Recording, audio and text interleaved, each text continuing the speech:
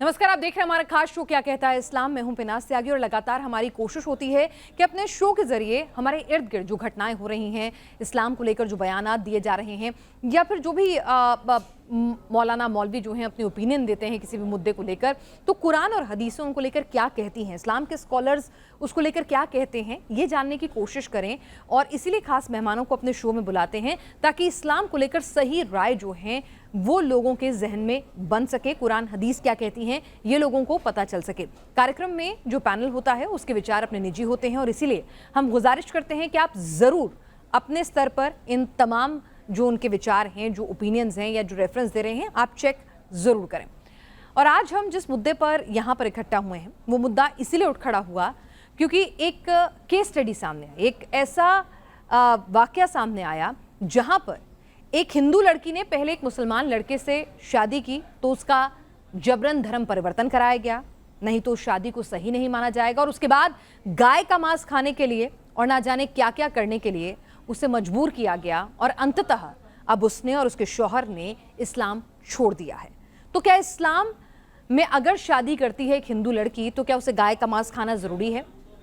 क्या उसे अपने धर्म की बेइज्जती करना ज़रूरी है जिस धर्म को पहले अपनाती थी? और क्या उसे धर्म परिवर्तन करना ज़रूरी है? इन तमाम सवालों के जवाब तलाशने की कोशिश करेंगे। कुरान और हदीसें इसको लेकर क्या कहती हैं जानने की कोशिश करेंगे। और आप बीती सुनेंगे पूनम की और राजवीर की भी, जो अब इस्लाम छोड़ चुके हैं। हमारे साथ एक्स मुस्लिम साहिल इस वक्त स्टूडियो में मौजूद हैं। हमारे साथ जुनैद हारिस साहब हैं, इस्लामिक स्कॉलर स्टूडियो में मौजूद हैं। राजवीर सिंह और पूनम सिंह हमारे साथ हैं जिन्होंने अपना धर्म परिवर्तन कर लिया है। पहले पूनम जो हैं वो हिंदू से मुस्लिम बनी शादी के लिए और उसके बाद फिर दोबारा उनके शौहर और वो इस्लाम छोड़ चुके हैं। सबसे पहले इस मुद्दे को आगे बढ़ाऊं। पूनम, क्या आपने जब शादी करने का फैसला किया, निकाह करने का फैसला किया एक मुस्लिम परिवार में, तो क्या ये शर्त रखी गई कि आपको हिंदू धर्म छोड़ना होगा, इस्लाम अपनाना होगा, तभी आपका निकाह कबूल होगा या तभी आप शादी कर सकती हैं?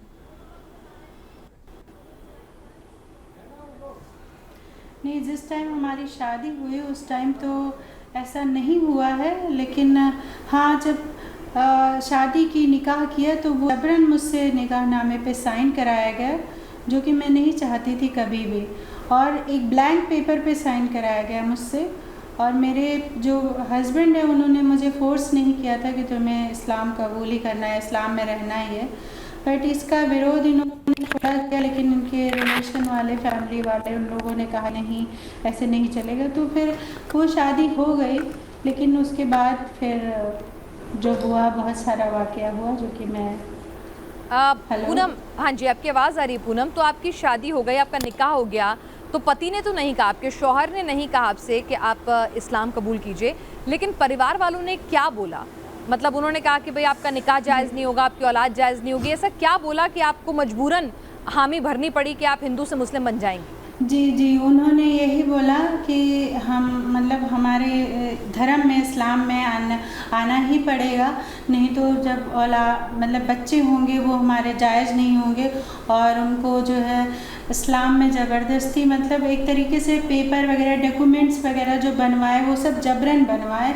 आधार, पैन, मैं पूनम सिंह के नाम से थी और मुझे मेरे कहीं पे डॉक्यूमेंट्स, मार्कशीट नहीं लगी है, और पैन, आधार ये सब ज़बरदस्ती बनवा दिया उन्होंने। और उसके बाद बहुत तरीके का टॉर्चर हुआ इनके घर में और जान से मारने की धमकी दी जा रही थी। और जो कि हमारे धर्म में, हिंदू धर्म में जो मांस प्रतिबंधित है, जो कि हम पूजनीय मानते हैं, उसको हमें ज़बरदस्ती खिलानी। तो इस्लाम ये प्रसाद है, ये लोग कहते हैं तबर्रुक, जिसको प्रसाद बोलते हैं इनके, मतलब हमारे धर्म में, और इनके धर्म में तबर्रुक बोलते हैं। आप इसे खाओ तभी आपके इस्लाम में, मतलब आपको जन्नत मिलेगी, और नहीं तो आपसे कोई भी नहीं, कोई भी मांस खाना था? भाई मांस तो बहुत सारे हिंदू भी खाते हैं, तो कोई भी मांस खाना था या कोई विशेष मांस खाना था? गौ मांस खाना था या कोई भी मांस खाने के लिए बोल रहे थे? नहीं, विशेष मैंने कहा ना, जैसा हमारे हिंदू में जो प्रतिबंधित है गौ मांस, उसको खाने के लिए और बनाने के लिए फोर्स किया गया कि आप इसे खाओ नहीं, आप जन्नती नहीं हो सकते हो, आप इस्लाम में दाखिल नहीं हो पाओगे, और इस्लाम में रहने के लिए आपको ये करना ही पड़ेगा। ये मुझे फोर्सली करवाया जाता था। चलिए, तो मैं यहाँ पर इस्लामिक स्कॉलर जुनैद हारिस भी हैं। जुनैद साहब, दो बातें इसमें निकल कर आ रही हैं। जिस पर हम क्लैरिटी चाहेंगे, क्योंकि जो कुछ हुआ है पूनम राजवीर के साथ वो दुनिया के सामने है। क्या वाकई में अगर एक हिंदू लड़की को एक मुस्लिम लड़के से शादी करनी है तो उसे इस्लाम कबूलना होगा, तभी उसकी औलाद जायज़ होगी?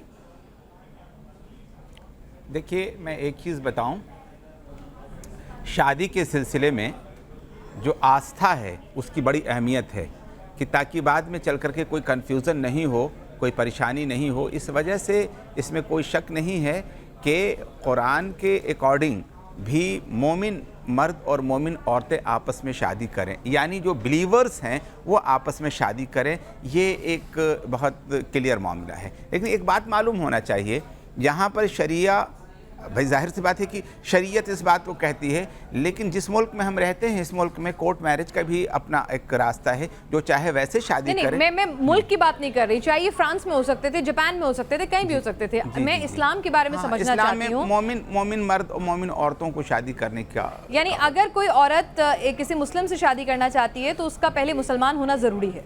जाहिर सी बात है, मैंने बताया नहीं कि बिलीवर्स का, ताकि बाद में चल करके कोई वो ना हो, तो बिलीवर्स का होना। नहीं, दोनों अपना अपना धर्म नहीं अपना सकते कि ठीक है भाई तुम मुस्लिम बने रहो, मैं हिंदू बनी रहती हूँ या सिख बनी रहती हूँ या ईसाई बनी रहती हूँ। देखिए, ऐसा है कि जैसे शादी के लिए हम बहुत सी चीज़ों को आपस में मिलाने की कोशिश करते हैं ताकि कॉमन मिनिमम पर हमारा समझौता हो सके और हम बेहतर जिंदगी गुजार सके।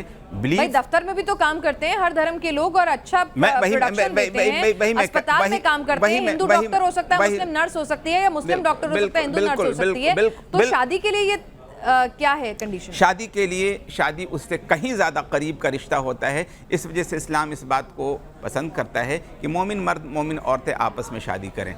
तो मर्द क्यों नहीं बदल लेता अपना धर्म? मर्द भी बदल सकता है, मर्द हिंदू बन जाए, वो भी बदल सकता है, उसमें क्यों, कौन सी बात की बात है? अच्छा। मैं तो कह रहा हूँ कि बिलीवर वो दूसरी जगह जा सकता है, उसमें ऐसी तो कोई बात है नहीं कि मर्द बदल ले, चला जाए। ठीक है साहिल, मैं तो दोनों के लिए कह रहा हूँ ना कि दोनों बिलीवर होने चाहिए। यानी इस्लाम कहता है कि भाई अगर किसी मुस्लिम को शादी करनी है तो भाई पहले आपको इस्लाम कबूलना होगा, तभी शादी हो सकती है, तभी कबूलना बच्चे हो सकते हैं। नहीं, इस्लाम कबूलने का मामला बिल्कुल डिफरेंट है। मैं आपको एक चीज़ और बता दूं, इस्लाम तो कहता है कि ला इकराह फिद्दीन, दीन के मामले में कोई ज़बरदस्ती नहीं, जब तक समझ बूझ और पूरे शऊर के साथ, एहसास भाई के मेरी साथ औलाद अगर आप नाजायज ठहराएंगे तो बतौर माँ मुझे तो कबूलना पड़ेगा ना, मुझे तो अपने बच्चों का हक चाहिए। ये तो जबर नहीं हुआ ना, ये चॉइस थोड़ी दे रहे हैं आप। मेरी औलाद को अगर नाजायज कहेंगे तो ये कबूलना और परिवर्तन, आप इसको कितना भी ग्लोरीफाई कर लीजिए। आप माफ कीजिएगा, मैंने बच्चों को नाजायज नहीं कहा। नहीं, वो बता रही है, मेरे मुंह में बात डाल रही हैं। नहीं, पूनम कह रही है। अब पूरी बात मेरी सुन लीजिए। जिस वक्त उन्होंने शादी की थी, जब उन्होंने कलमा नहीं पढ़ा था, तो जाहिर सी बात है उस वक्त जब मर्द ने शादी की तो किस आधार पर की थी? वैसे ही वो लोग रहते अलग से। मैं नहीं समझता हूँ कि अलग से कुछ करने की उनको जरूरत थी। मैं तो नहीं कह रहा हूँ कुछ भी। नहीं, मेरे कहने का मतलब है अगर चलिए अगर यहाँ पर पूनम अपना धर्म परिवर्तन नहीं करती, निकाह कर लेती, तो उसके बाद इस्लाम की नज़र में, इस्लाम के कानून की नज़र में क्या उनके बच्चों को अपने बाप दादा की संपत्ति में से हिस्सा मिलता? उनका हक तो नहीं मारा जाता ना, क्योंकि उनकी माँ हिंदू है। किसके? अगर पूनम और राजवीर जो हैं, अब जिन्होंने इस्लाम छोड़ दिया, पूनम ने, उनके पति ने भी छोड़ दिया क्योंकि पूनम के साथ ज्यादती हुई, तो अगर पूनम अपना हिंदू धर्म ही रखती और अपने शौहर के साथ रहती, तो भाई अगर उनके बच्चे होते कल को, तो इस्लाम के लॉ के मुताबिक उनके बच्चों को अपने बाप दादा की पुश्तैनी संपत्ति में से हक तो मिलता ना। लॉ, इस सिलसिले में लॉ ऑफ द लैंड को देखना पड़ेगा, मुल्क का कानून क्या कहता है। नहीं, इस्लाम का कानून क्या कहता है? मैं आपको बता दूं, जब एक औरत और मर्द ने जिस वक्त निकाह किया था उस वक्त उन्होंने इस्लाम को कबूल नहीं किया, गोया कि उन्होंने इस्लाम को वो अहमियत नहीं दी, तब अब उसके बाद जो है ये बात, सवाल कहाँ से पैदा होता है? मैं समझता हूँ कि अगर उस वक्त उसके माँ बाप ने और उसके बाप दादा ने उसे एक्सेप्ट किया है तो उसको जायदाद में हिस्सा भी देना चाहिए। नहीं, करना चाहिए। और क्या लिखा है मैं इसमें समझ जाती हूँ, लिखा क्या है? देखिए, मैं चाहिए में तो बहुत कुछ अच्छी अच्छी बातें करनी चाहिए। एक चीज बता दूं, चाहे कानून ये कहता है कि जिस वक्त हम धर्म परिवर्तन करते हैं तो वरासत की हिस्सेदारी भी ख़त्म होती है, उसूली बात है, लेकिन अब सवाल ये पैदा होता है कि ये तो एक अलग इशू है ना, ये तो बिल्कुल एक अलग इशू है। इनकी शादी का जो मामला बिल्कुल डिफरेंट मुझे नज़र आ रहा है। इन्होंने शादी कर ली है और शादी करने के बाद शौहर और बीवी दोनों के दोनों। अब जाहिर सी बात, उस वक्त जब माँ बाप ने स्वीकार किया तो बाद में भी स्वीकार करना चाहिए। इसी बात को मैं कह रहा हूं, ये पहले से लड़की के साथ धोखा तो नहीं होना चाहिए ना, कि आपने शादी कर ली, बच्चे पैदा हो गए और उसके बाद आप कह रहे हैं कि अब तुम ऐसा करो तो हम ज्यादा। लड़की अगर मुस्लिम पर्सनल लॉ बोर्ड के पास जाएगी तो उसके बच्चे को हक मिल जाएगा ना, ताकि बहुत सारी लड़कियां जो शादी करना चाहती हैं उन्हें क्लैरिटी दे दीजिए आप। क्या दे दूं? कि अगर लड़की ने शादी कर ली और नहीं बदला अपना धर्म, तो कल को बाप दादाओं की संपत्ति में हिस्सा लेने मुस्लिम पर्सनल लॉ बोर्ड के पास जाती है तो उसको मिलेगा ना हक। मैंने आपसे क्या कहा कि मजहब जो है उसूली तौर पर जायदाद के से वरासत से महरूम करता है, मजहब की तब्दीली, यानी बच्चा नहीं मानता है वो। आपको एक बात बता दूं, हाँ। जरा सा समझ लीजिएगा मुल्क का कानून। अगर कोई नहीं, मुल्क नहीं, मुझे इस्लाम का बता अरे दीजिए। भैया, इसी मुल्क में हम रहते हैं तो नहीं, मुल्क नहीं, मैंने मेरे शो का नाम इस्लाम क्या कहता है, भारत का मुसलमान क्या कहता है, नहीं है। हाँ। ऐसा है जी पिनाश जी, कि आप अगर इनसे कोई ये पूछिए कि, सुनिए मेरी बात, पिनाश जी आप इनसे ये पूछिए मौलाना से कि क्या इस्लाम के कानून को ये परफेक्ट मानते हैं या हिंदुस्तान का जो कानून है जो ये बता रहे कि इसको फॉलो करना चाहिए, इसको परफेक्ट मानते हैं? क्या इस्लाम के इस कानून को ये आउटडेटेड मानते हैं कि ये अप्लाई नहीं होना चाहिए? ये सवाल सीधा सीधा कर लीजिए, क्योंकि इन्होंने साफ साफ कह दिया है कि अगर निकाह करते वक्त अगर वो लड़की गैर मुस्लिम होती है तो अव्वलन तो उसका निकाह बातिल है, वो निकाह हुआ ही नहीं। वो लोग अडल्ट्री कर रहे हैं, जिना कर रहे हैं, उनके बच्चे जो पैदा होंगे वो जिना से पैदा होंगे, उनका कोई हक नहीं होगा। अगर ये इस चीज को नहीं मानते तो कम से कम सबके सामने कह दे कि इस्लाम का कानून जो है वो आउटडेटेड है, कम से कम इतना तो कह देना हिम्मत दिखा के। इतनी एम्बैरेसमेंट क्यों होती है इस्लाम के कानून को बताने में? ऐसा है, एक चीज़ क्लियर होनी चाहिए, हम इस्लाम को दुनिया का बेहतरीन निज़ाम मानते हैं, सिस्टम मानते हैं, नंबर एक। अब तो फिर आपको ये मानना पड़ेगा कि बच्चे नाजायज हैं। जो साहब भी हैं, प्लीज मैं साहिल नाम है उनका, साहिल। हाँ, साहिल नाम। साहिल, चलिए भाई साहिल साहब, ऐसा है कि इस्लाम परफेक्ट पूरा का पूरा में बेहतरीन सिस्टम का नाम है, दुनिया के किसी हिस्से में लागू कर दिया जाए तो वहाँ का निज़ाम अच्छा हो जाए, नंबर एक। नंबर दो, बच्चे नाजायज हो जाएंगे मौलाना। अरे यार, बच्चे नाजायज हो जाएंगे अगर भाई थोड़ा इसको समझाइए, तमीज भी होनी चाहिए। पूछ रहे हैं आपसे कि बच्चे जायज होंगे कि नाजायज हो जाएंगे ना? अगर बात रिश्ता नाजायज हो जाएगा। अगर बात नहीं, अच्छा ठीक है, एक मिनट साहिल, वो क्या कह रहे हैं, बच्चे जायज होंगे कि नाजायज, ये बता दीजिए। मैं आपको बता दे रहा हूं, जब जो इन्होंने बेसिक सवाल किया पहले मैं उसको क्लियर कर दूं। इस्लाम पूरा कंप्लीट एक बेहतरीन निज़ाम है, लेकिन जिस मुल्क के कानून से, जहां के सिस्टम से समझौता कर लेता है वहां का मानना जरूरी होता है।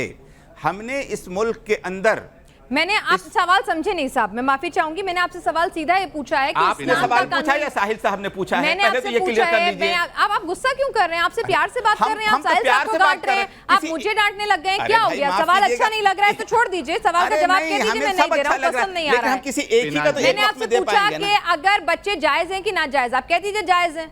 कौन बच्चे?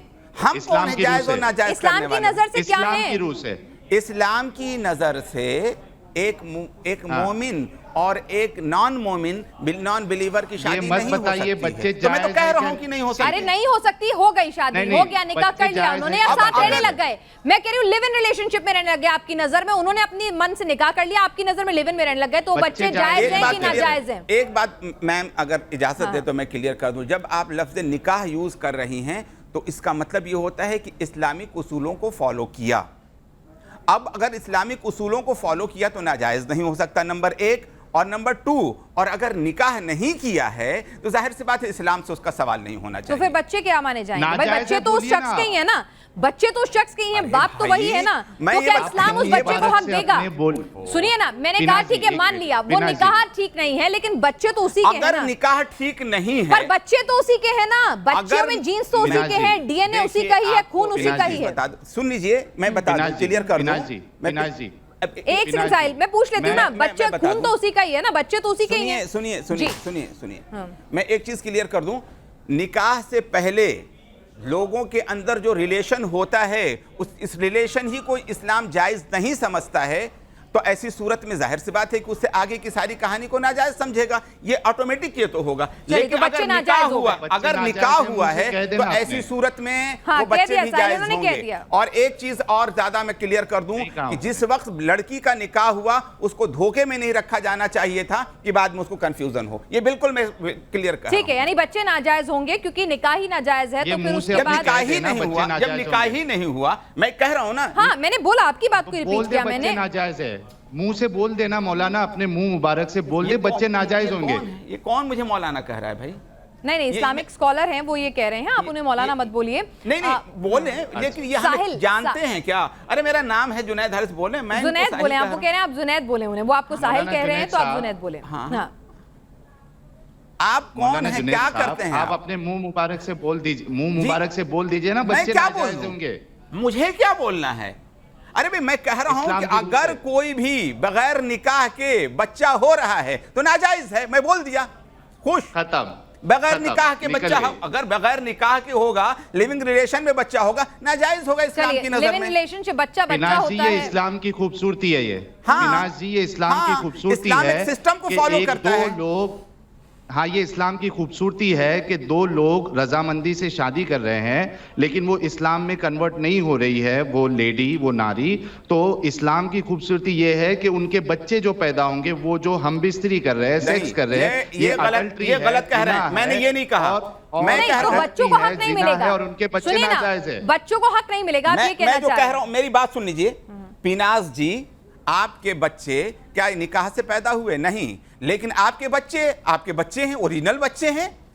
अब अगर बाद ये एक मिनट, अब अगर आपने इस्लाम कबूल भी कर लिया तो ऐसा थोड़ी नहीं कि आपके बच्चे नाजायज होंगे, वो बच्चे आपके होंगे और पूरे जायदाद के हिस्सेदार होंगे। इस्लाम कबूल नहीं किया ना, इस्लाम कबूल नहीं किया ना जुनैद साहब। बीवी ने इस्लाम कबूल नहीं किया, वो लेडी जो थी, चलिए उससे लिव इन था, कुछ भी था, बच्चे मेरे मैं ये कह रहा हूं, तो क्या बहुत मेरे ओपन बच्चों को मेरा लफ्जों हक मिलेगा, चाहे वो निकाह से पैदा हुए हो, चाहे निकाह लिव इन से पैदा हुए? मैं बहुत वाज़ेह लफ्जों में एक बात को कह रहा हूं कि चूंकि आदमी, जिस आदमी ने उससे शादी किया है, उस आदमी ने जिस मजहब पर रह करके, लिविंग रिलेशन में रह करके अगर समझौते से किया तो समझौते के मुताबिक उसको अधिकार मिलना चाहिए। इस्लाम देता है अधिकार, इस्लाम के बिल्कुल देगा इस्लाम।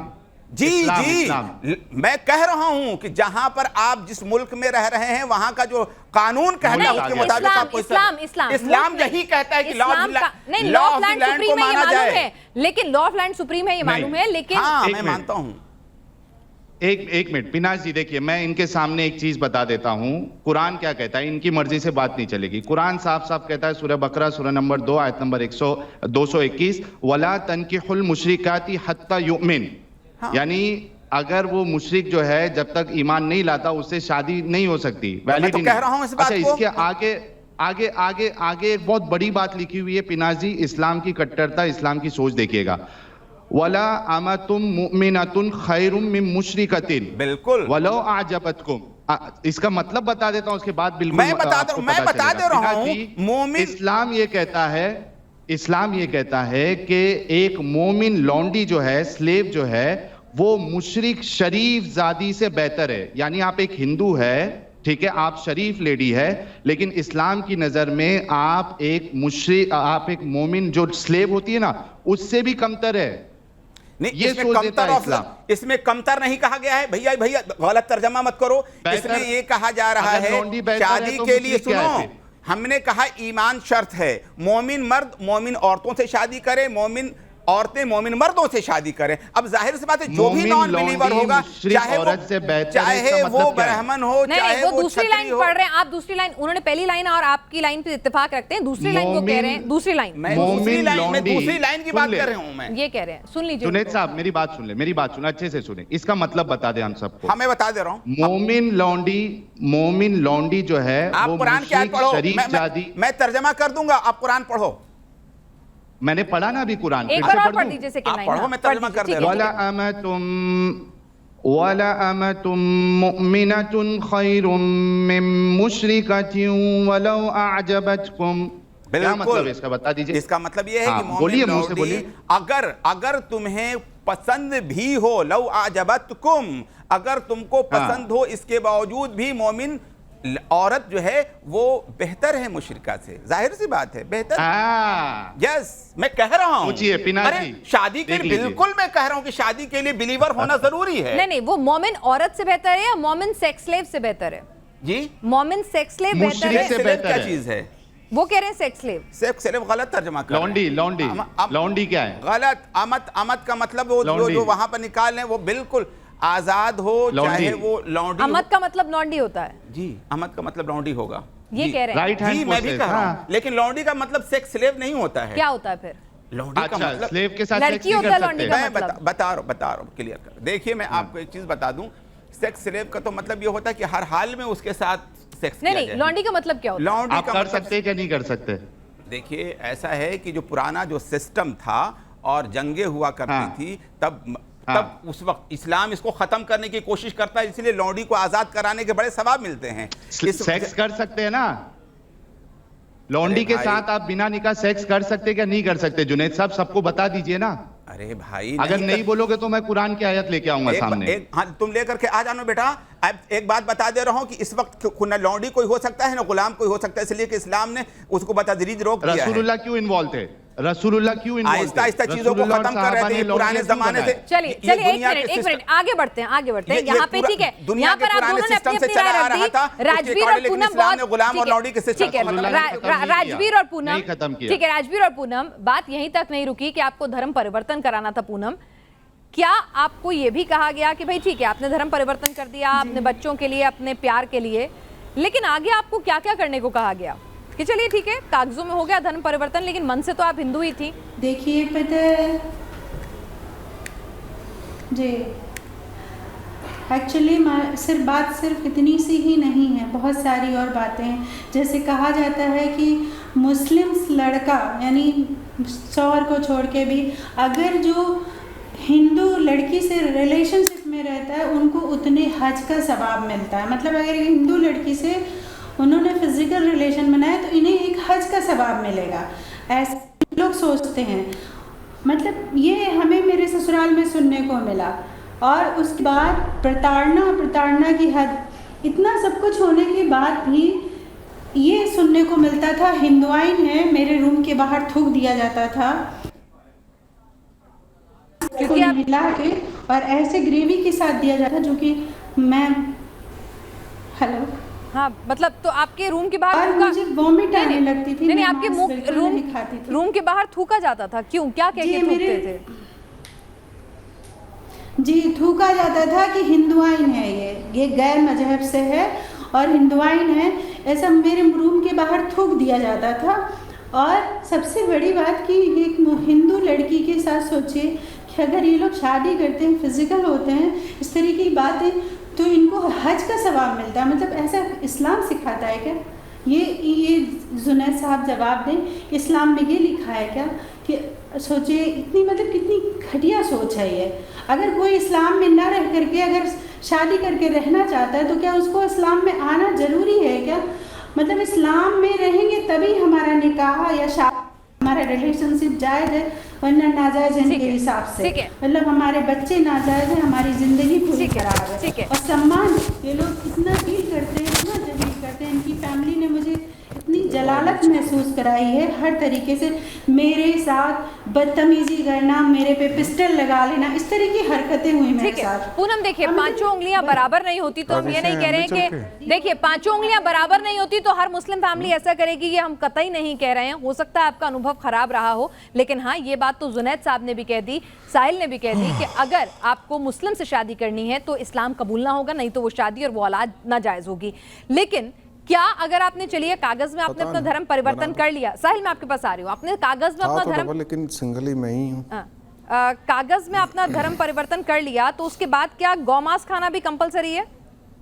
एसी नहीं चलवाते यार, लेकिन चाचा खाना कंपलसरी बता तो रहे हैं कि जबरदस्ती खिलाया जाता है कि हमारे इस्लाम में ये कंपलसरी है, आप इसे गाय का मांस खाओ ही, वरना आप हमारे इस्लाम में एंट्री नहीं है इसके बिना। ठीक है, ये मुझसे कहा गया है। ठीक है, मतलब मैं इस चीज को फेस कर चुकी हूँ, तो मैं ठीक है, दोनों सवालों के जवाब ले लेती हूँ मैं। राजवीर, फिर आपसे भी बात करूंगी। यहाँ पर जुनैद हारिस साहब दो बातें इन्होंने कही कि अगर ये चलिए इन्होंने धर्म परिवर्तन कर लिया निकाह करने के लिए, अपने औलादों को जायज़ हक दिलाने के लिए, तो क्या इनके साथ इस तरह की बदसलूकी करना इस्लाम कहता है ऐसा करो? हम है अभी इन्होंने कई बातें बताई, एक बात बताई, अभी साहिल साहब भी कह रहे थे कि इस्लाम के जानकार हैं आप, जैसा कि बता रही हैं। कहीं पर भी बता दें इस्लाम में लिखा हुआ हो कि हज कराने का सवाब मिलेगा? कुछ नहीं। ऐसा क्यों है भाई? अब आदमी अपने हज अब अपनी मर्जी से चाहे तो स्वीकार करे, चाहे तो नहीं करे, ये तो आज़ाद है ना, एक चीज़। अब दूसरी बात है गाय का गोश्त। मैं आपके सामने बैठा हूँ, मैं इस जगह पर गाय की को ज़बह करना नाजायज़ समझता हूँ, मैं गाय की कुर्बानी को नाजायज़ समझता हूँ। मेरे घर में कोई गाय का गोश्त नहीं खाता, मैं नहीं खाता। अब ये बताइए मैं मुसलमान हूँ कि नहीं हूँ? नहीं, तो इस्लाम में क्या लिखा है ऐसा? नहीं लिखा है, इसी वजह से तो मैं ये बात कह रहा हूँ। इससे क्या ताल्लुक है? खान पान से क्या ताल्लुक है? जायज़ चीज़ों में गाय भी है। एक मिनट माफ कीजिएगा, एक मिनट साहिल, वो खुद ही बता रहे हैं। जायज़ चीज़ों में गाय भी है, इसमें कोई शक नहीं है, उसकी कुर्बानी भी की जा सकती है। लेकिन इस मुल्क के अंदर अपने जो हिंदू भाई हैं उनका एहतराम करते हुए मैं कहता हूं कि यहाँ पे कुर्बानी जायज़ नहीं है, इसलिए कि हम एक साथ मिलकर के रहें, ये बेहतर है ना कि जायज़ है। अब किसी दूसरी ऐसी जगह वहाँ पे गाय खाई जा सकते, वहाँ पे कोई जाकर खाए तो कोई हर्ज की बात नहीं। साहिल आपका क्या व्यू पॉइंट है? दो बातें इन्होंने कही है, दोनों पर। पहले तो हज वाली बात, कि क्या वाकई में इस्लाम ये सिखाता है, कहीं कुछ आयत या कहीं कोई ऐसा लिखा हुआ है कि अगर आप गैर धर्म की लड़की से शादी करोगे, इंटीमेसी करोगे, फिजिकल प्रॉक्सिमिटी बनाओगे, तो आपको हज जितना सवाब मिलेगा? नहीं, मैं तीन चीज बता देता हूँ। ये जो पहला सवाल है, बिल्कुल ऐसा नहीं है कि आप अगर गैर मुस्लिम लड़की को फंसा कर आप उसके साथ अगर सेक्सुअल रिलेशन बनाते हो तो आपको हज का सवाब मिलेगा, ये बिल्कुल गलत बात है।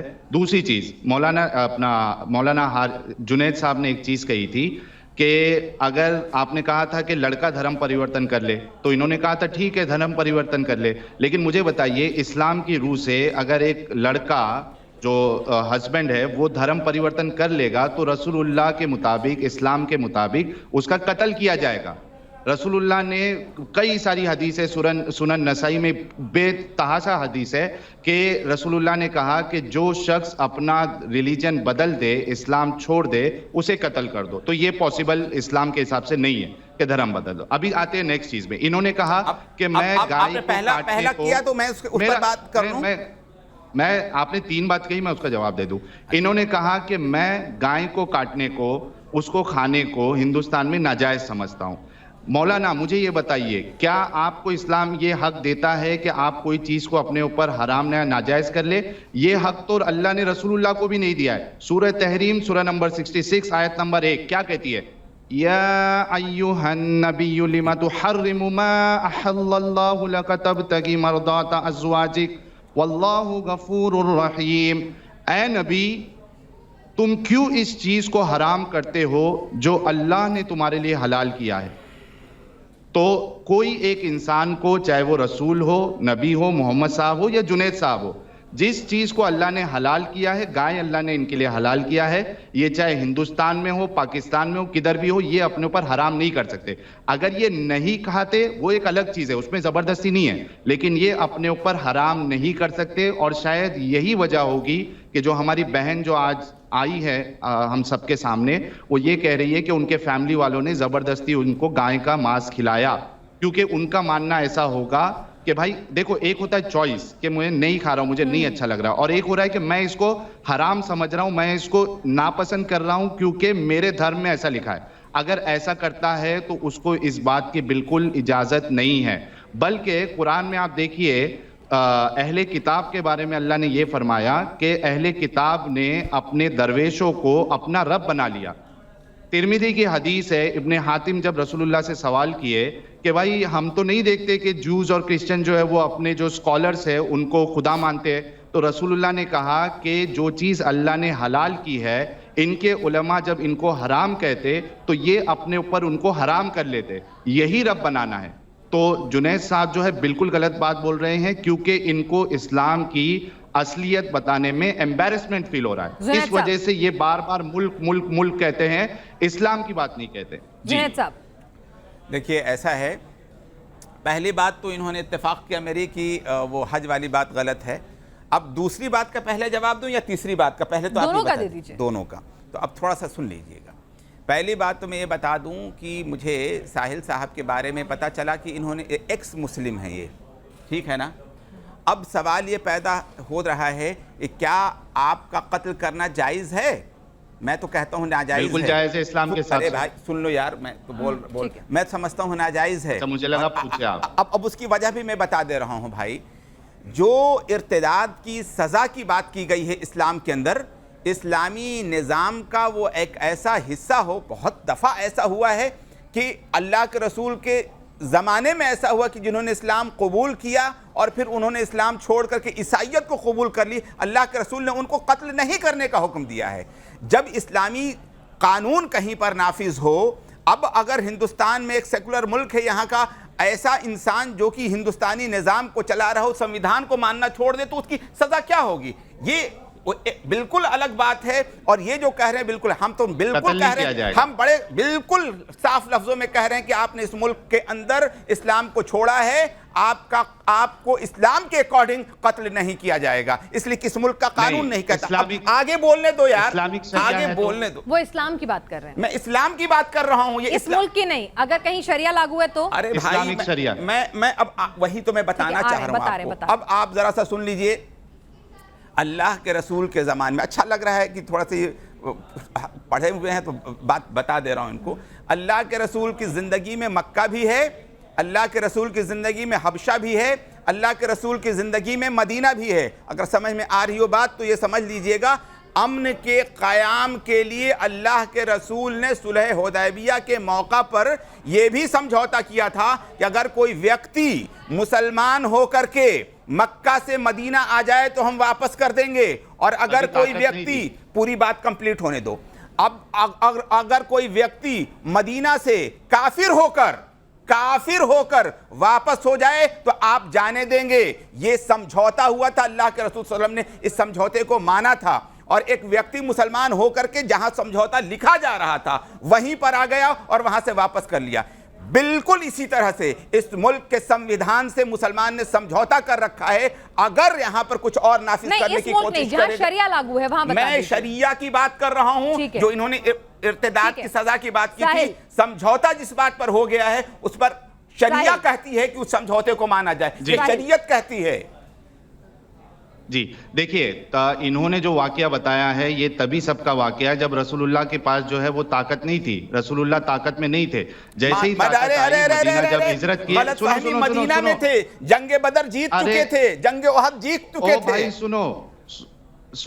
सुनो, अगर आपके अंदर इस्लाम इतना टॉलरेंस है तो सूरह तौबा की आयत नंबर 29 क्या कहती है? सुने, या अय्युहल्लज़ीना आमनू इन्नमल मुशरिकूना नजसुन। 1 मिनट 29 वाली आयत में ले लेता हूं। अच्छा, किस मौजू पर हम लोग बात कर रहे हैं पहले तो ये क्लियर कर लीजिए।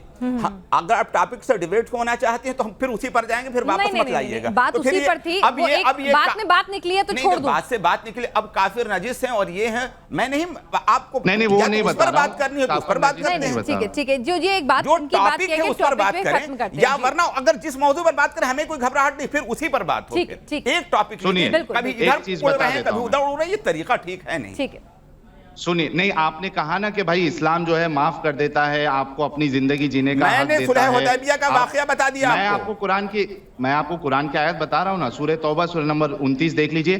कातिलुल लदीना ला युमिनूना बिल्लाहि वला बिल यौमिल आखिर वला युहर्रिमूना मा हर्रमल्लाहु व रसूलुहु वला यदीनूना दीनल हक़्क़ि मिनल लदीना ऊतुल किताब हत्ता युअतुल जिज़यता अन यदीन वहुम सागिरून। क्या कहता है अल्लाह?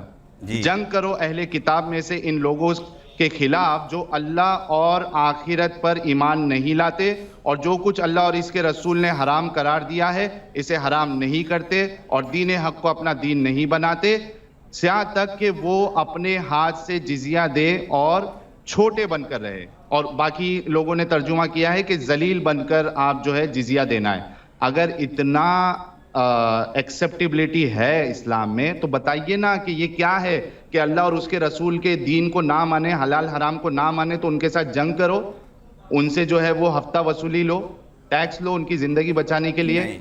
रसूलुल्लाह और सहाबा जब पावर में आए हजरत अली ने जो एथियस्ट थे, मुर्तद थे, उनको जिंदा जला दिया। ये खूबसूरती है इस्लाम की। क्यों जिंदा जलाया? क्या एक इंसान को हक नहीं है वो इस्लाम छोड़ के रहे? मौलाना जुनैद साहब जवाब दीजिए। हाँ, अब भैया इसी पर बात करें ना। बस इसी पर करके क्लोज करना है हमें। आप अपना जवाब देंगे तभी क्लोज चलने दीजिए। नहीं, आप इसमें जवाब दीजिए, उसके बाद चर्चा करें। अभी तो सबसे बड़ी बात तो ये है कि इस शख्स ने ये झूठ बोला कि उस वक्त मुसलमान कमज़ोर थे। मैं आपको बता दूं कि जब अल्लाह के रसूल सल्लल्लाहु अलैहि वसल्लम मदीना पहुंच गए थे और वहां पर अभी तक जंग नहीं की थी, लेकिन अब वहां पर जंग हुई, जंग बदर, और जंग बदर में फतह हासिल हुई थी, जंग उहद में फतह हासिल हो चुकी थी। इतनी पावर में थे कि वो हज के और उम्रे के इरादे से वहां पर गए, लेकिन जब समझौता हुआ कि आगे हम जंगे नहीं करेंगे तो प्रॉफिट को चूंकि पीस पसंद था, उन्होंने कहा ठीक है, आप अगर जंग आप नहीं करेंगे तो ठीक है, बहुत अच्छी बात है। तो उन्होंने कहा एक शर्त हमारी है कि अब अगर कोई मुसलमान होकर के मक्का से जाएगा तो आप वापस कर देंगे, मुसलमान होकर जाएगा तो। प्रॉफिट ने कहा ठीक है, और कहा कि मदीना से अगर कोई काफिर होकर के वापस आना चाहे तो आप उसे आने देंगे। अल्लाह के रसूल ने कहा ठीक है। अब ये बताइए, इतनी ज्यादा क्लियरिटी के बाद अगर ये कह रहे हैं और तो जो इन्होंने पढ़ा वो क्या है? अब बता दे रहा हूं। हर चीज सिचुएशनल हुआ करती है। सिचुएशन कब कहां की, जंग की जब सिचुएशन होगी बात उसकी अलग होगी, अमन की सिचुएशन। हम बिलीवर हैं, साहिल साहब नॉन बिलीवर हैं। हम क्या बिलीव करते हैं ये मानेंगे, या जो नॉन बिलीवर हमारे बारे में कह रहा है वो मानेंगे? और बिल्कुल क्लियर आयत है, बिल्कुल, कि जिन लोगों ने तुम्हें तुम्हारे घरों से नहीं निकाला है उनसे कोई जंग नहीं, वो तो उनसे दोस्ती करने में कोई हरज की बात नहीं। सूरह तौबा पहले आई। अरे मौलाना, सूरह तौबा पहले आई। अभी जो झूठ बोला, अभी पहले सुनिए ना बोला है। साहिल और जुनैद हारिस साहब, इस मुद्दे पर हम एक दिन आपको कल या परसों में दोबारा इस मुद्दे पर चर्चा करेंगे, क्योंकि ये चर्चा लंबी चलेगी। और मैं ये नहीं कह रही हूँ कि इस चर्चा को यहाँ रोक रहे हैं, एक जानकारी है, एक बात निकली है, उनको कंक्लूजन तक तो हम पहुंचाएंगे।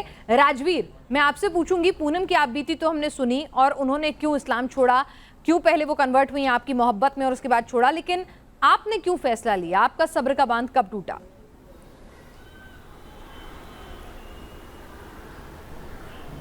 देखिए, मेरा सब्र का बांध तब टूटा ना कि मैंने तो शादी किया था। शादी करते वक्त जो है भाई, उस समय तो मैं मुसलमान ही था, अपने धर्म को ही मानता था, तो मैंने इससे निकाह भी किया। उसके बाद जब मैं अपने घर गया तो अपने घर पे ये इसको एक्सेप्ट नहीं किया, मेरे घर वालों ने भगा दिया था हम लोग को। उसके बाद समाज के डर से उन्होंने 6 महीने बाद बुलाया। बुलाने के बाद मुझे लग रहा है उसके बाद से, जब से हम घर गए और जब तक मैं रहा हूँ अपने घर पे 6-7 साल, कभी भी इसको सम्मान नहीं मिला। जबकि ऐसा मतलब कि मुस्लिमों में या इस्लाम धर्म में है कि अगर कोई गैर धर्म की लड़की किसी इस्लामिक लड़के से, मुस्लिम लड़के से शादी कर रही है तो है तो ये कि उसको आपको मतलब कि रानी बना के घर में रखना चाहिए, क्योंकि भाई वो अपना पूरा समाज, अपना पूरा घर सब कुछ छोड़ के आया। लेकिन मेरे घर में पर्टिकुलर ये कभी नहीं हुआ। मैं यहाँ पे धर्म की बात नहीं करूँगा कि पूरे इस्लाम में ऐसा होता है, बट मेरे घर में ऐसा कभी नहीं हुआ। इसके साथ हमेशा सौतेला व्यवहार, और बाकी क्या क्या हुआ है वो तो आपको बता ही रही हैं। तो ये सब चीजें होने के बाद उन्होंने मुझसे भी नाता तोड़ दिया। राजवीर, तो आपने इस्लाम क्यों छोड़ा? अपना घर छोड़ते? हाँ। इस्लाम क्यों छोड़ा फिर आपने? मैं वही आपसे कह रहा था कि जब मैंने इतना प्रताड़ना देखी कि इसके साथ भी प्रताड़ना रखा था एक तरह से, तो फिर मैंने जब इसके साथ में रहा, हिंदू समाज में मैं गया, जब मैंने वहाँ की खूबसूरती देखी कि कैसे वहाँ बहू बेटियों की इज्जत होती है, एक मतलब कि पूरे परिवार में कितना अच्छा माहौल रहता है, तो इन सब चीज़ों से मैं बहुत इंस्पायर हुआ। और अपनी पत्नी, और मतलब कि भगवान का शुक्र है कि जो मुझे बच्चा भी है वो भी बेटी हुई है मुझे, तो इनकी सुरक्षा के लिए मैंने हिंदू धर्म अपनाया कि कम से कम कल को मेरी भी बेटी होगी तो उसकी भी शादी होगी तो उसको भी ना कोई ज़बरदस्ती गाय का गोश्त खिलाएगा, उसको कहेगा कि तुम घूंघटे में रहो, नकाब ओढ़ो, ये सब चीज़ें।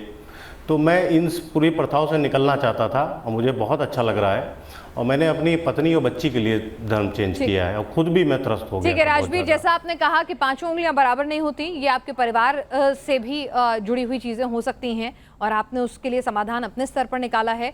पूनम, आपने अपने स्तर पर चीजें की, लेकिन हाँ कुछ बातों पर चाहे यहाँ पर जुनैद साहब हो या साहिल हो, सभी ने एक ही राय रखी कि हाँ अगर आपको किसी गैर मुस्लिम लड़की से शादी करनी है, निकाह करना है, तो धर्म परिवर्तन कराना ज़रूरी है, नहीं तो वो शादी, वो बच्चे जायज़ नहीं ठहराए जाएंगे इस्लाम के मुताबिक। तो ये ज़रूरी है, जिस पर दोनों ने एक राय रखी। हाँ, ये गलत है कि अगर कोई ये गलत शिक्षा दे रहा है कि अगर आपने किसी दूसरे धर्म की लड़की, हिंदू, सिख, ईसाई कोई भी हो सकती है, उससे संबंध बनाए तो आपको हज जितना सवाब मिलेगा, ये गलत है, बिल्कुल गलत है। ये बात साहिल ने भी कही और यहाँ पर जुनैद साहब ने भी कही। जुनैद साहब, साहिल और हमारे साथ पूनम और राजवीर, आप इस चर्चा में जुड़े और तमाम सवालों के बहुत खुलकर जवाब दिए, कुरान हदीस से क्या कहती हैं समझाया, और उम्मीद है दर्शकों को ये शो पसंद आया होगा।